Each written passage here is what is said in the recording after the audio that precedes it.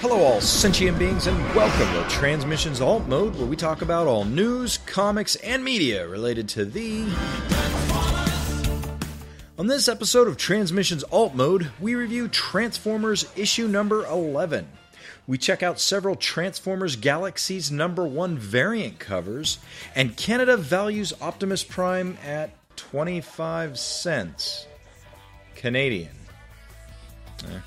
Today is Friday, August 25th, 2019, and this is episode 144 of Transmissions Alt Mode.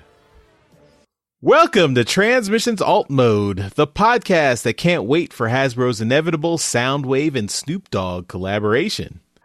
I'm your host Charles, aka Big C, and I'm joined by the excellent Transmissions team. Jeremy, aka Yakko. Hey, how you doing? And Daryl, the Cybertronian Beast. Hey, let's talk Transformers. All right, and that's what we're going to do. So starting off, want to again mention our friends across the pond from Podcast Maximus, and particularly Stuart Webb of Podcast Maximus, who is running a post-TF Nation 2019 charity auction for some signed prints of art inspired by Transformers Animated.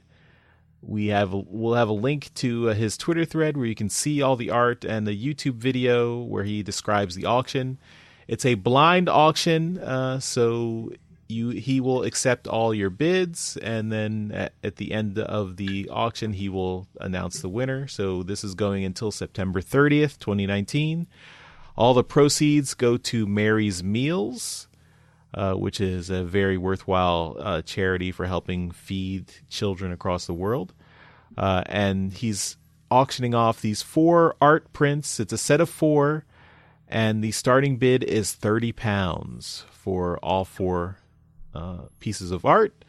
But you should probably bid a little higher if you actually want to win, because I'm sure people are going to be trying to bid higher.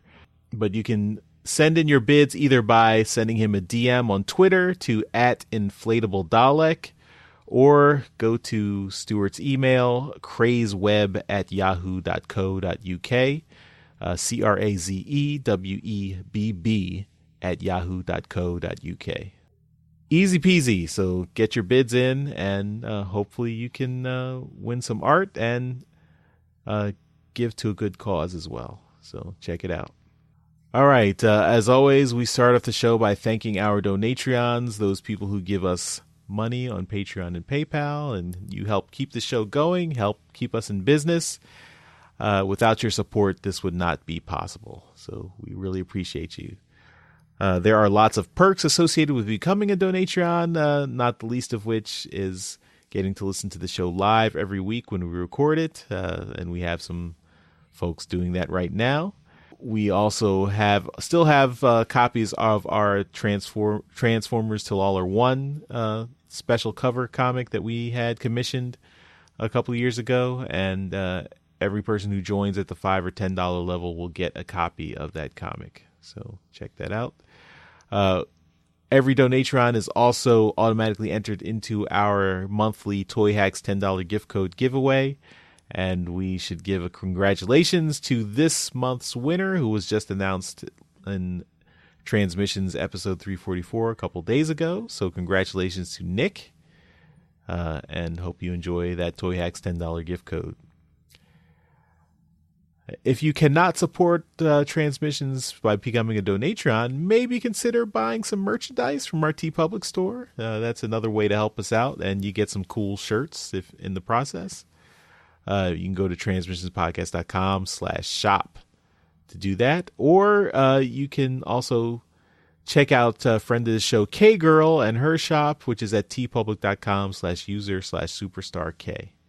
Now, before we get into the comics news, we do want to mention that since we did celebrate our 6th anniversary a couple weeks ago, we are running a contest to commemorate our 6th anniversary. And if you want to enter that contest, just go to transmissionspodcast.com/6year, the number 6, and fill out that short survey and tell us one of your favorite moments from the Transmissions podcast over the last 6 years. And that will be your entry. And we will pick a random winner from all the entries that we receive. You can send in your entry until October 27th. That's when TFCon DC happens. That's the end of TFCon DC. The winner, the grand prize winner, will get a Respect the Prime vinyl LP, the Decepticon Purple Edition, plus a Respect the Prime Construct a Cold EP CD, and a Transmissions T-shirt of the winner's choosing. All the runners up, and there'll be about maybe 3 or 4. We'll see. We don't know yet. But all the runners up will receive Respect the Prime Construct a Cold EP CD. And those are all courtesy of Distortion Productions and friend of the show, Jimmers. It's always fun to win free stuff, so check that out. All right. Let's get into some comics news. All right, first up in comics news, we've got an interview with Michael Kelly, the Vice President of Global Publishing for Hasbro. And this interview was done by IDW, talking about the new G.I. Joe and Transformers IDW series. So it's a nice interview. It does lean more heavily on the G.I. Joe stuff, but at the end there are a couple of questions specifically about Transformers. And you can take a look at that interview. This is not kind of a journalistic interview. This is more marketing, because this interview was conducted by one of Hasbro's partners at IDW Publishing. So, not exactly a neutral party there. But it's still, interesting to hear what Michael Kelly, the Hasbro rep, thinks of the current IDW series. In particular, he was really interested in focusing on the pre-war Cybertron of the new series, and then also the expanding the universe with Transformers Galaxies to look at lots of interesting different characters. Next up, we do have an exclusive cover variant for Transformers Galaxies #1 that's coming out next month. And this is from Torpedo Comics. It's artwork by Livio Ramondelli, and it's Devastator resting on a throne. Yeah, throne of crushed Autobots. So yeah, that's a really cool cover image of a variant by the original artist too. So it's a nice little pick up if you're interested in collecting all the covers. Later on, Livio also published the line art. I think that was on his Instagram and Twitter. He published the line art, so you can check that out. Next, we've got a Transformers Galaxies #1 preview. So we're still a couple weeks away from this story coming out, but we've got, I think, the first 3 or 4 pages. So it gives you an idea of the story. It's nice. I think you're getting some genuine characterization of the individual Constructicons here. So of course, spoilers. So if you want to wait until the issue comes out, but it's just the first 3 pages. So read at your own risk. Lastly, we've got solicitations for November 2019. So this is all the Transformers comics coming up in a couple of months. Starting with Transformers number 15. So the ongoing series is now monthly instead of bi-monthly or semi-monthly, once a month instead of twice a month. Transformers 15. We've got Transformers Galaxies number 3. So that's still the Constructicon story that's going to last 4 issues. And then lastly, they've got a Transformers short box from BCW. So if you want a special Transformers themed short box to store your comics, you can pick that up in November. And there's art by Andy Price, Tony Fleeks, and Valentina Pinto on this box. We don't have any pictures of it yet, so I'm curious to see how this will look. But I guess we'll see in the coming months. It'll be overpriced for a short box. Yeah, probably. And of course, there are spoilers in the episodes or comic synopses for these issues. So, Also spoilers if you don't want to be spoiled. All right. Well, that takes us to our comic review for this week. All right. This week we are reviewing Transformers number 11, The Cracks Beneath Your Feet, Part 5. Written by Brian Ruckley, art by Angel Hernandez, pages 8 to 17, and Anna Malkova, pages 1 to 7 and 18 to 20. Colors by Joanna LaFuente and Josh Burcham. Letters by Tom B. Long, and editors David Marriott and Tom Waltz. So we have 3 covers. Cover A is by James Reyes with colors by Josh Burcham. That's Alita 1 with Bumblebee still in shadow in the background. Very cool Alita 1 art there.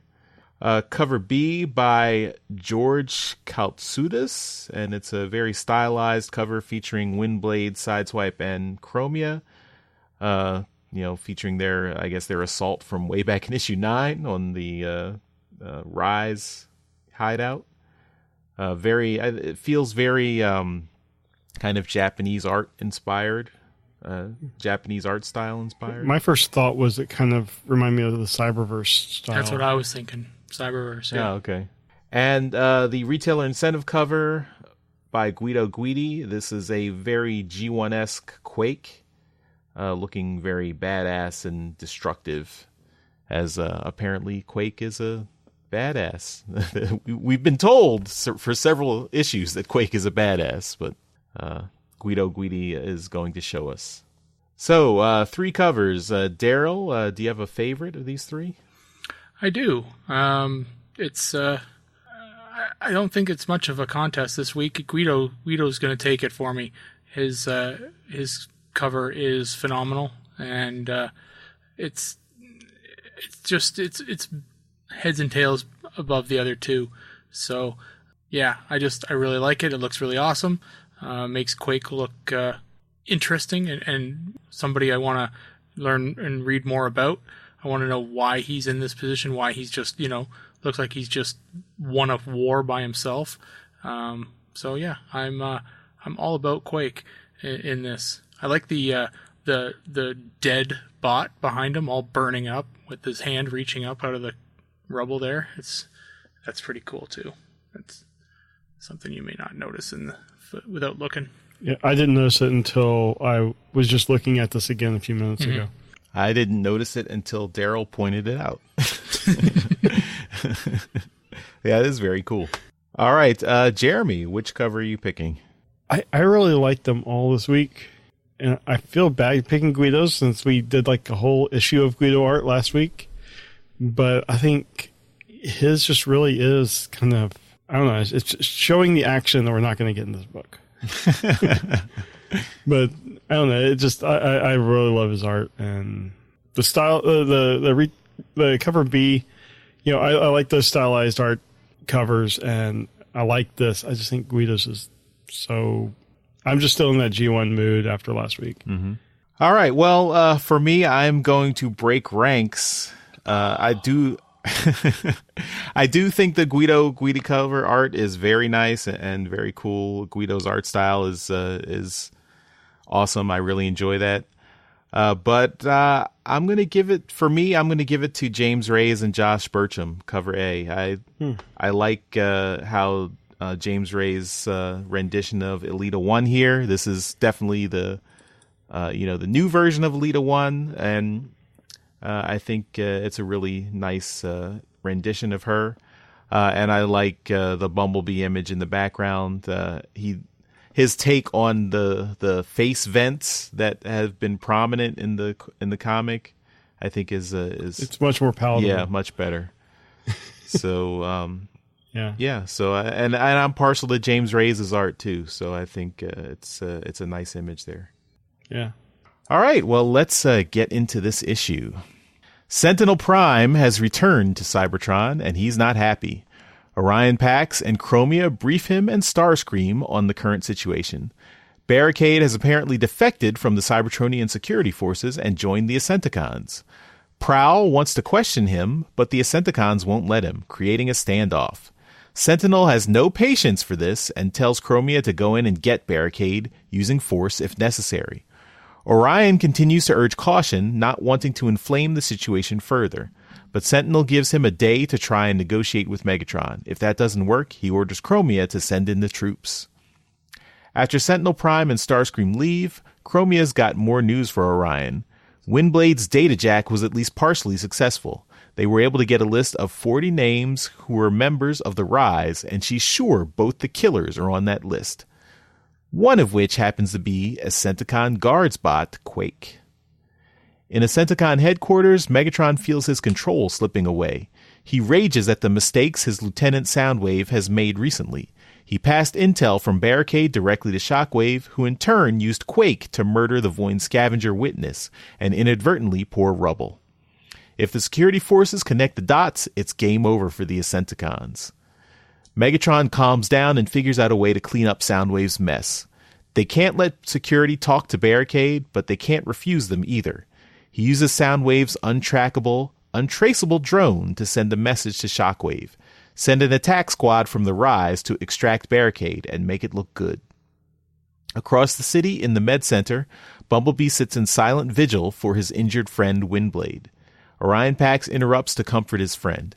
He apologizes for everything he's asked Bumblebee to do. If he hadn't asked for a meeting with Bumblebee earlier, he wouldn't have left Rubble alone, and Rubble wouldn't have been killed. But now Bumblebee is in too deep. Orion urges Bumblebee to abandon the spy mission he sent him on and leave the Ascentagon card. But B refuses. He's doing this to find the murderer, repay his debt to Orion Pax, and get justice for Rubble. Bumblebee returns to Ascenticon headquarters and joins a meeting of the Guard with Soundwave giving them their orders. He reminds them that they must be vigilant and protect the Ascenticons from the incursion of the Autobots and the security forces. He dismisses them to their posts, except for Barricade, whom he orders to stay behind. Bumblebee takes the opportunity to follow Barricade and see what he's up to. As he goes deeper into the Ascenticon compound and old gladiatorial arena, he runs into Skytread, who tells Bumblebee to go be somewhere else. But before Skytread can shoo Bumblebee away, an explosion rocks the building. From the hole blown in the Gladiator's gate, Six-Shot, Visper, and Stormcloud drop in, focused on grabbing Barricade. Bumblebee uses his stun wand to defend the base, but Skytread gets in the way of the blast and gets himself stunned. Visper takes advantage of the distraction to knock B back, stunning him. Six-Shot orders Visper to back off and focus on the mission, extracting Barricade. Six-Shot declares they're done here, but Bumblebee isn't done yet. He grabs a piece of debris and clocks Six-Shot in the face from behind. Six-Shot is more annoyed than hurt and orders Visper and Stormcloud to get Barricade out while he deals with Bumblebee. Bumblebee tries to go toe-to-toe with Six-Shot, but he's no match for him. Six-Shot easily disarms him, and then in a stealth betrayal, Skytread zaps B with the stun wand from behind. With the resistance dealt with, Six-Shot and the others escape. Later, Megatron has Soundwave record a new video message to broadcast to Cybertron. He decries the violence of the Rise as it has attacked the Ascenticons again, while the Autobots and the security forces sat idly by. But Megatron also accuses the security forces of threatening violence to keep order and prevent progress. Megatron stresses that the Ascenticons want peaceful change, but they will no longer move slowly, waiting for debate.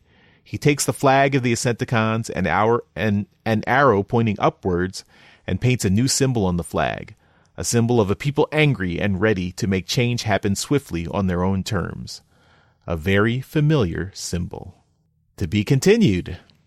Yeah, I think at least for me, the pace is accelerating a little bit, so I did find this issue, it's a continuing to improve for me as we get closer to the end of this 12-issue long arc.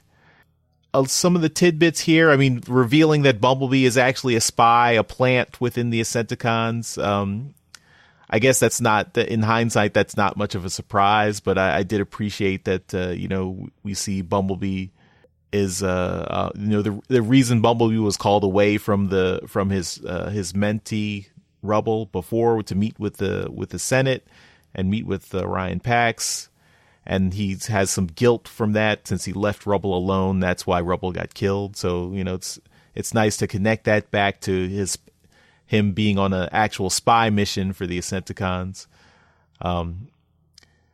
I liked Six Shot, his Tom Belong again with his sound effects here, and it shows his transformation cog was damaged in the fight with Windblade. So we get some clunking sound effects when he tries to transform. So I like that. He's feeling a little damage from his last scrape. And I thought there's basically one major action scene here, and I thought it was a pretty well done in terms of telling a little story in this one issue here. I don't want to keep harping on it, but I'm still not really a fan of Angel Hernandez's art. I think his art style is still a little bit not really detailed enough for the Transformers. I do think that the action is well choreographed in the fight scene he has here. So, in particular when Bumblebee clocks Six Shot across the face, I thought that was well done. I just really think we need to, there needs to be a little bit more care and detail put into the character models in his artwork. I think Anna Malkova's art, as a contrast, I actually like her style much better.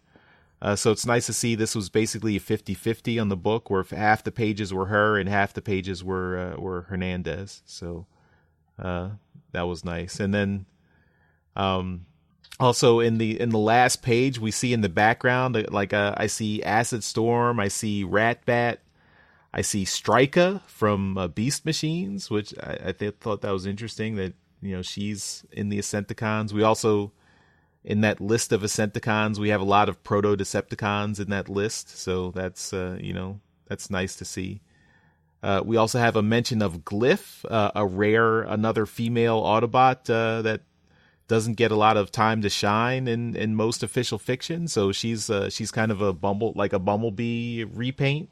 I guess I think she originally came in was a BotCon or a Collectors Club creation, maybe. I don't remember exactly where she came from. Yeah, I believe so. I mean, originally it was one of those, multicolored Bumblebees from the 80s, and they kind of gave her the character. Yeah. Yeah, so overall, I also liked Megatron's meltdown on Soundwave, or I like to see a little rage in Megatron. That's nice. He didn't actually, and I like Soundwave is so super calm, and he's like, if you keep damaging stuff, you're gonna break my my cloaking technology. So you might want to calm down now. And that gets through to Megatron. So it's just funny to see Soundwave just sitting calmly as Megatron trashes his office. So overall, I think this issue was more positive than negative for me, and I'm glad that trend is continuing. So I hope things continue to accelerate and the pace continues to pick up. So those are my thoughts. So Daryl, what did you think? Well, I mean, we did get a bit of a fight here, so yeah, yay for that. I do agree that the art style chosen for that particular fight scene wasn't the best. I'm not a fan of that particular art style. It seems, like you said, it seems like it's missing something. It almost feels like it's computer generated, right? It's like it's just kind of placing the characters on top of the background. It seems kind of fake in a way. I don't know. It doesn't seem right when I'm looking at it. At least the other one, I think you said, is Anna Malkova's. Yes. That one, at least it feels like it is all, properly drawn, right? It all feels like it's completed in on the same page. I don't know. It's just the two art styles together. There's a really big contrast in the two.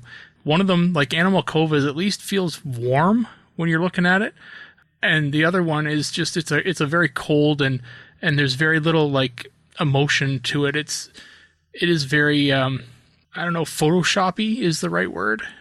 It's like there's very hard lines on everybody. There's no like even the backgrounds. You'd think the backgrounds would be kind of the colors would kind of blur or kind of blend in together, but they're all very hard colors as well. Everything is very defined, and it something about it just doesn't seem to fit. So yeah, it seems very computer generated. As far as the story goes, I mean, you get to see that we've got some spies. Everyone's got spies everywhere. You know, Bumblebee is a spy. That's his bio, that he's a scout and a spy, right? So I mean, that fits his bio. But I mean, we've got Skytread. He's playing both sides, and that's kind of interesting to see. So, you know, but then right at the end, he's standing there right behind Bumblebee. So, you know, he's still back in that. He's still back on behind Megatron and working with him, even though he is kind of playing both sides again. I took that to mean that basically the reason Skytread was there was because he was basically Megatron basically set this whole thing up. So Skytread is just there to make it look good, like to pretend to offer some token resistance to Six Shot, but not actually, you know, protect Barricade, but actually let them escape. Oh, okay. And then since Bumblebee was trying to give real resistance, he had to take him out. And gotcha. You know, when Bumblebee wakes up, Skytread's like, "Yeah, they got you. Sorry, they got me too. Mm-hmm. Oh well." Yeah. Okay. But other than that, I mean, it's a when we first got, especially, I mean, I saw it coming a mile away, but I mean, I'm sure we all kind of saw it, that the Decepticon logo would eventually make the Decepticon logo. That's just right. I mean, the shape is there, so I was waiting for it to happen, and so I mean, we finally got it here. They don't call themselves Decepticons yet, but I mean, it's coming. So things are moving. I would have liked to have seen more of like what we got. Shoot, I forgot what the Prime's name is. Sentinel Prime. Sentinel Prime. Yes, I forgot him there. He's so far at the beginning. So yeah, I would like to see more of Sentinel Prime and Starscream and where they kind of fit in. But I guess they're like really high up in the government. So well, wasn't Starscream's head of intelligence? Yeah, they said that. Yep. Yeah. So you know, everything's kind of happening. Who was stupid enough? So everything's kind of happening all below them, right? So yeah. Eventually, then maybe they'll get brought into it. Yeah. So yeah, I'm looking forward to seeing what's going to happen. I want the art to improve, and I want some more fighting. Yeah, that's another little tidbit I noticed is that apparently, like the Prime title now feels much more political. Like, you know, in the past, the Prime has been kind of a religious thing where, you know, you pass the MacGuffin of the magic MacGuffin from Prime to Prime, and you know, got the Matrix and all this. But here, Orion Pax calls him First Senator. So Sentinel Prime is just, you know, like more like Prime Minister or something. You know, so it's really just a political title, not a like, you know, religious or. Maybe it could be both. It could be, but maybe the Prime could be the religious title, and the First Senator is more the political. Maybe, but we also at least in the Senate we have those religious fanatics, the reversionists. So it feels like those are the more religious guys than the rest of the Senate. But I don't know. But I do. I mean, it feels like Sentinel Prime doesn't seem particularly. You know, he seems very much like a kind of a no nonsense. Just, you know, I'm the governmental leader. Mm-hmm. Just keep order, and that's all I care about. I don't really care about, like, you know, people's feelings or you know, anything. So I don't know. All right, well, Jeremy, what are your thoughts? I enjoyed this a lot more than I thought I would. The art, I agree pretty much with everything you guys have said, but I will say that the coloring I thought was really, really on point with this one. Like, there's some of the panels where like at the beginning where you see like Megatron is throwing his fit, and like sometimes the panel background is just, a color or a couple shades of colors.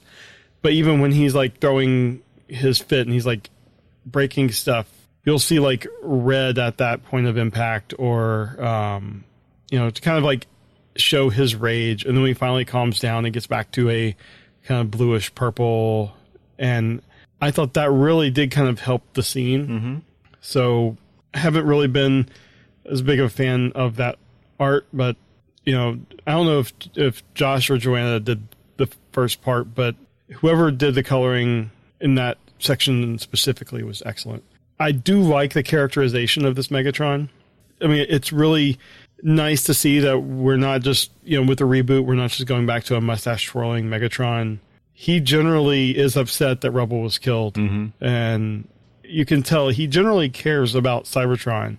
His methods are not really the most peaceful methods, but you can tell he's like, the Senate is basically, nothing can happen there. It's a political standstill. I'm going to get stuff done my way. So I really like the way that, they're doing this Megatron. And then, like you said, with the Soundwave is just kind of sitting there taking it and just like, you're going to mess up the shields if you keep doing this. So I thought that was really a good scene. That has the feel of classic Megatron Soundwave. I mean, just... It does. But it's just Megatron isn't just, evil Megatron like you get in the 80s cartoon. Mm-hmm. He actually is just... He genuinely cares about Cybertron, and that, like, the fact that an innocent was murdered. And I don't know if this is because there's, like a guilt because, ultimately it was his machinations that caused Rubble to be killed. But I don't know. There's just so many different things, like then the Bumblebee being an embedded spy, and then that being the reason he wasn't near Rubble, which might have saved Rubble's life.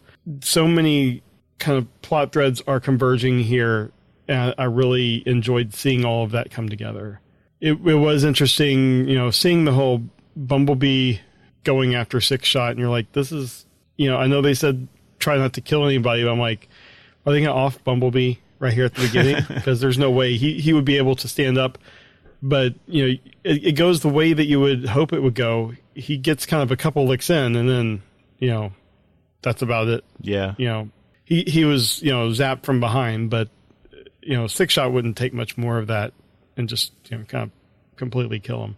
Yeah, I really liked how that fight was staged. I think giving Bumblebee that one kind of cheap shot, and it's a badass moment there. But then you're like, no, right. It's Six Shot versus Bumblebee. Come on, yeah, it's not. He's not going to win. The fight didn't last any longer than it needed to last. Yeah. If it had gone on even another panel or two, I think it would have been too long. I am wondering, did who zapped who was the bot he was with? Skytread. Skytread? Yeah. So did Skytread zap himself, or did the Rise members zap him? So Bumblebee had the wand and he fired it, and then Skytread like jumped in front of his blast. Oh, okay, I see. And Bumblebee says like, Skytread, I had them, and then he basically took himself out. Very much like play acting, like, just getting in the way on purpose. Yeah, I mean, I got that it was the gist of why he would be hurt to make it look good, but I didn't realize that was from Bumblebee's gun. Yeah.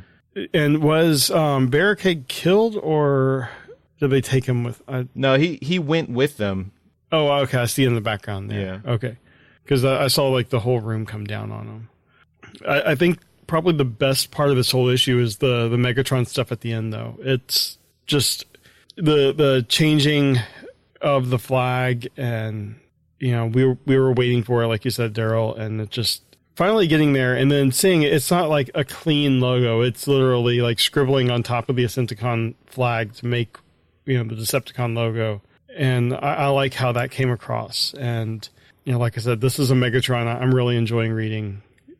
Despite all of our other issues and stuff, I'm really enjoying the characterization that we're getting here with a lot of the characters. Mm-hmm.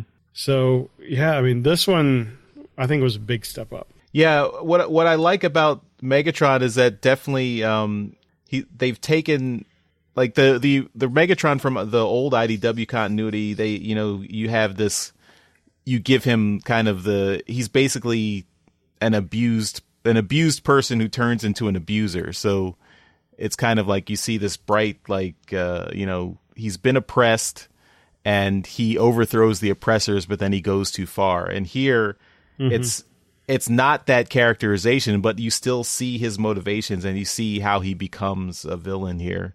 And you see... Yeah, I mean, he hasn't really been oppressed. So, right. I mean, he hasn't really gone to the point of genocide yet. Right. But, yeah, I mean, you can see he's down that road. You can see in that next to last panel, he's embracing anger as a way to get to the end he desires. Right. All right. So, yeah. So that is Transformers number 11. And hopefully things continue to improve.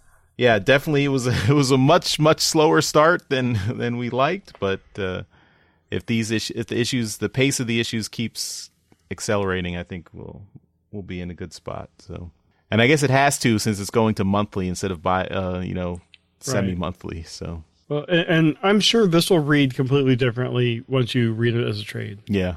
So that'll be interesting to go back and take a look at it all together. Mm-hmm. Which I guess we can do now when you have all the issues. But yeah, one more, I guess. All right, well, that is Transformers number 11. And that is our review, so we will move on to media news.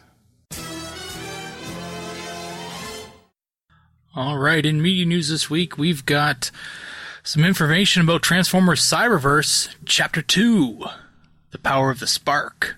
And it's going to premiere this weekend. Last weekend.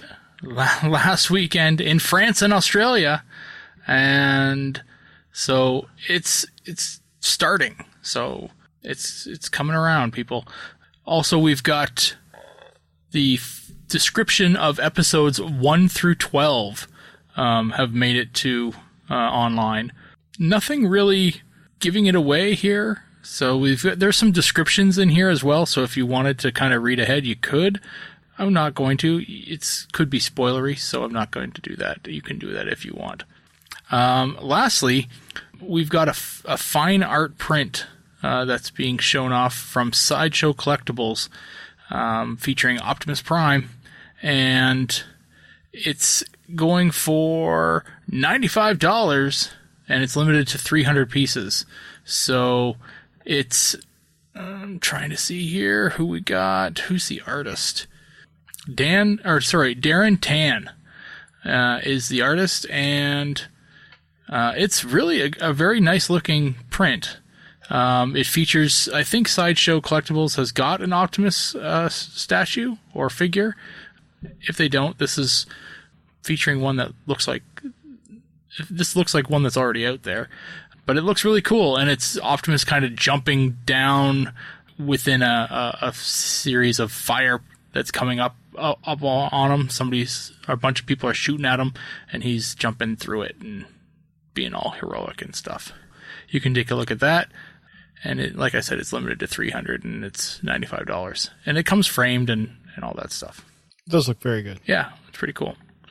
That's it for media news. Sounds like Cyberverse is coming, and we're going to hear a lot about Chapter 2 very soon. All right, I'm looking forward to some BitTorrents coming out hopefully soon. They were putting it on YouTube last time. Yeah, but we don't know what that's according to the U.S. schedule. This is already in France and Australia. They've already got the first 4 episodes, so I don't want to have to wait for it to be translated from French or Australian. All right, Bumblebee, here we go. Yeah, my Australian's okay, so I think I can do okay with that one. All right, let's move on to some transforming pop culture. So if you caught our trips to the store in the toy show this week, you know our first item, because Daryl's already picked it up at Fan Expo Canada last weekend. This is the 25-cent commemorative coin that is produced by the Canadian Mint and features Optimus Prime. So Optimus Prime is now on money. There's both a 25-cent piece and a coin that is a $25 piece. The 25-cent piece costs $35 Canadian, though, and the $25 piece costs $160 Canadian. So, yikes! They're made of silver. I'm just saying, you know. Listen, I'm not using this thing in a gumball machine. I'll tell you that. Yeah, I feel sorry for the person who like has a kid that randomly just picks it up and be like, oh, a quarter, and uses it somewhere. Yeah, right. That would be disheartening. So the 25-cent coin is limited to 25,000 pieces, and the $25 coin is limited to 3,500 pieces. So these are pretty limited. So if you want to pick it up, I think you can order them from the I guess the Canadian Mint website. That's right. And so you can pick it up. I think they do take orders from the U.S. maybe if you're not in Canada. So we'll see it. We'll or you see could if just this. know a Canadian. Yeah, that's true. Do you know any Canadians, Jeremy? Reputable ones. No. Just so you know, right now, $159 Canadian is $120 US. So a little bit better. Yeah. Okay. There's tax on top of that, though. And shipping. Why is there tax if you're buying something from the government? That's why there's tax on it, silly. If I buy a stamp in the U.S., I'm paying exactly the amount of the stamp. There's no tax because the stamp is a tax. You're not buying money. Daryl, are you happy with your coin? I know you picked the It's quarter really up. nice. Yes, it's very nice. It's in a nice piece of cardboard. I will not be opening it, but You should frame it. I'm not framing my coin. No. It's too small. It's nice. It's pretty. It's a nice little package that we gave it in. We'll have to contact our good friend Mystic Marvels because I do know that he sprung for the high roller coin. So okay. He's Scrooge McDucking it tonight. just swimming in coin. Swimming in a bin of one coin. Well, at least one. But yeah, I'd like to see the effect work in real life. So it's supposed to glow in the dark of some kind. They called it powering up the coin. Like, it glows in the dark, guys. Come on. But I'd like to see it. I'd like to see it. Myself. Mm-hmm. Cool. And another bit of news. This is more of a kind of a WTF news regarding Hasbro. That's a different podcast. Shout out to Vangelis and Aaron Smith. Hasbro now owns Death Row Records. So basically, Hasbro bought Entertainment One, which is a kind of big media company, and I guess back in 2006, Entertainment One purchased the entire library of Death Row Records, which had filed for bankruptcy. So, yeah, okay. So who did they produce? Who's on the Death Row Records? Yeah, who did they? Who? Dr. Dre, did they have? Dr. Dre, Snoop Dogg, Tupac Shakur, basically all the West Coast gangster rappers of the 90s. Okay. So does this give them the ability to now use all that music in any kind of media they wanted to? I believe so. I would yes. think so. You would think so, right? So any Hasbro-related movies that come out could have... The soundtracks are going to be completely different. Everything will be based in the 90s. Yep. That's interesting, yeah. But Entertainment One also owns Peppa Pig and PJ Masks. And, like, with my kid, I can just imagine the excitement if there were a, like, PJ Masks Transformers crossover with a Death Row soundtrack. I think they need to have, like, they need to put Snoop Dogg as the voice of a Transformer in some upcoming cartoon or something. Or he would probably be up for it. He seems like the kind of guy that would just love to do anything like that. Yeah, or have him as a human that collaborates with Blaster or Soundwave, or does a rap battle with Soundwave or something. Just have this incredibly high Transformer that's like just kind of in the background or something. Jazz? There you go. Yeah. Go from Scatman Crothers to Snoop Dogg. I mean, if anyone's going to replace Scatman Crothers, it'd be Snoop Dogg. Although you could make him Beachcomber as well. Yeah, man. I'm all about natural herbs, man. That's crunkin'. I don't know. No. Well, Stuff he says. we should. No? Should I stop? Okay. We should also include this quote from Hasbro CEO Brian Goldner. The acquisition of E1 adds beloved story-led global family brands that deliver strong operating returns to Hasbro's portfolio. Yep. It's all about the family-oriented. Very family-oriented. That's Death Row Records. Funny. All right, well, that is Transforming Pop Culture, and we will move on to convention news. All right. No news about any Death Row artists attending TFCon, but we do have news that Alex Milne is going to be attending TFCon DC October 25th through 27th. You know his work from pretty much almost any kind of Transformers series going back the last few years.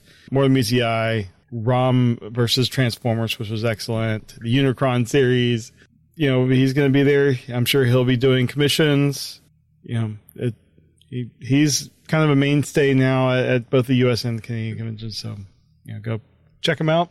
And, you know, we wouldn't have any Death Row members at TFCon DC because that's the East Coast. They would only come to a West Coast TFCon. Right. Maybe they were at TFCon LA in disguise. Maybe. And the last thing we have in convention news is TF Nation has announced their 2020 date in a Transformers Prime-esque font. They will be they will have their convention August 14th through 16th, 2020 in Birmingham, UK. So make your plans now. And that is it for convention news. All right, well, let's finish up the show with some feedback. All right, if you would like to leave us feedback, you can go to transmissionspodcast.com/feedback. There you can leave us written feedback, or if you really want to make us happy, send us voice feedback so we can actually hear the emotion that you put into the well thought out feedback that we always get from everybody. This week we have a couple of YouTube comments. The first one is on episode 136, Ray Rivera, and this is when we were talking about people that wanting to hear about or hear from people that do love the new comic. And Ray Rivera writes that they really do love the new comic. I don't mind it going at the pace that it's going because the writer is building the world. I want to see how everyone is right now because even though we know the characters from other interpretations, we're getting a story from the ground up. To just have battles on the first page and you don't know what it's about or why they're battling takes away from the story. We all know Megatron and Optimus Prime are going to fight. That's a given. However, the story around the fight is what makes it good to read. The fact that they're friends now and we get to see both of their mentors and how they interact with them is amazing. So when the betrayal happens, it will leave a lot more than just a fight that we know is going to happen all along. It's also interesting to see these new personalities develop. I think it's a great comic, and I can't wait to read the next one. So thanks, Ray. We don't really disagree with a lot of what you're saying. You know, I've said multiple times, I like a lot of these ideas. It's just always been the pacing with me. I think, Charles, that's been your complaints a lot of the time, too. Yeah, I mean, I like lore and world building, but I think you have to balance that with some action and conflict in the story. I mean, you can't hold everything back to the very end as you're building things up. You need to keep people interested as the as the story develops, and that's my primary complaint. Yeah, but I mean, like we mentioned with the Galaxies thing, they are definitely building up the world and I'm interested to see how much action is in that book, because it seems like that's going to be a lot more action heavy. Daryl, you have any comments on this? No, not really. It's a good point that they're making. I'm on the basically the complete opposite side of the equation, though. All right, and the next one we have is from Sam Gumtree, 1977, about episode 143. Sam says, I agree. This issue was awesome. I thought it was so cool to see it tied into Man of Iron. The art was awesome. Every page looked great. The cover alone is jaw-dropping. I wish Simon Ferdman and Guido Guidi would get an ongoing Transformers title. G1 fans have been jonesing for something like this since Regeneration 1 ended. So this is obviously last week where we did Transformers 84 number 0. And outside of Charles's comments in trips to the store last week, or a few days ago, where he mentioned how he hated the book. Yeah, I don't know. I haven't seen anyone else say that they hate the book. I think. Wow, lies and slander. But since everyone has already watched Trips to the Store, they know that Jeremy's lying. I'm not. You said you didn't like it. You said there was a specific thing you didn't like, and that means you hate the whole book. We're having a little fun at my expense, but yeah, it was a really good book. Yeah, really, I haven't seen anyone say that they don't like that book. It seems like it's getting praise from every corner of the comics reading universe.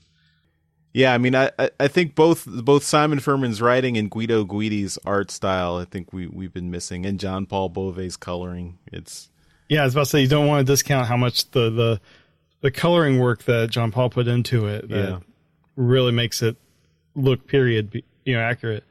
Yeah, I mean, a lot of the coloring choices he made to throw back directly to the colors that were used in the Marvel series in the 80s.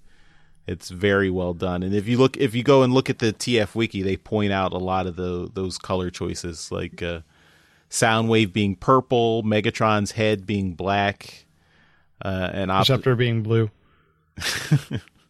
Yeah, so yeah, I wish we could get more, more than just that one shot. Maybe if this does really well, this will have IDW consider putting out more, kind of nostalgia content in addition to the main series. All right, well, that is it for feedback this week. All right, well, that'll do it for this episode of Transmissions Alt Mode. Thanks, everyone, for listening, and we will see you next time. Bye-bye. Bye. Later. Hey, everyone. Thanks for listening to this episode of Transmissions. But just because this episode is over doesn't mean the Transformers fun has to stop. Join us and other Transformers fans on our Discord chat server by visiting transmissionspodcast.com/Discord. If you would like to learn more about how you could support the Transmissions Podcast, just visit transmissionspodcast.com/support. Thank you all for listening, and we'll see you again next week.